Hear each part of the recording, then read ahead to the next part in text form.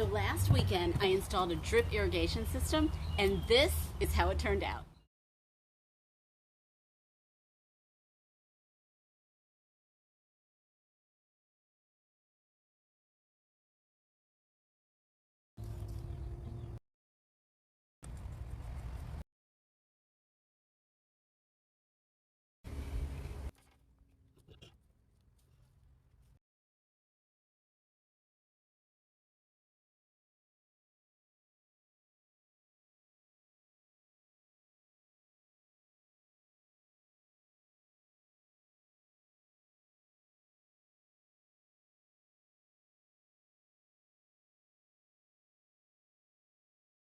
Okay, so I just went ahead and I ran my tape measure to see how many feet I needed in order to hit the next elbow, and it's 17, so I'm going to go ahead and cut my line so I'm not trying to handle too much.